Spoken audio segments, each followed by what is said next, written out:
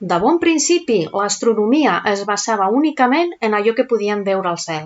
No obstant, a mesura que començàrem a comprendre millor les lleis de la física, ens adonàrem que allò no era pas suficient, perquè en estudiar el moviment de les estrelles i galàxies vam notar que mancava quelcom.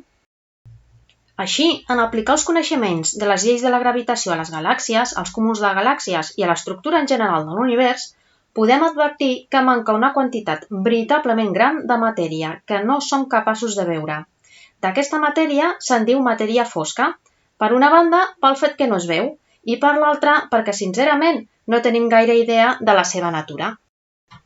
El que sí hem pogut determinar és la proporció que hi ha de dos tipus de matèria, la comuna i la fosca.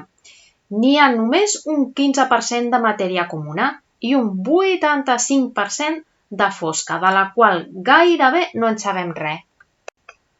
Fa poc temps, els astrònoms es van quedar ben parats quan trobaren algunes galàxies nanes que, sorprenentment, no allotjaven pràcticament cap quantitat de matèria fosca.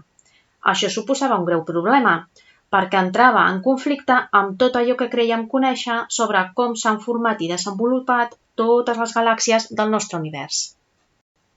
Per sort, mitjançant unes simulacions cosmològiques amb un sistema anomenat Illustris, els astrònoms han trobat una resposta satisfactòria de com ha pogut esdevenir aquesta situació. Sembla ser que, malgrat que totes les galàxies es formen en principi gràcies a la matèria fosca, a mesura que transcorre el temps, algunes han pogut extreure de les més petites el seu contingut de matèria fosca i d'aquesta manera les hem arribat a conèixer a l'actualitat. Confiem que emprant nous sistemes millorats podrem aconseguir simulacions molt més potents i acurades que permetin explicar d'altres discrepàncies que tenim envers les observacions de la matèria fosca a l'univers actual.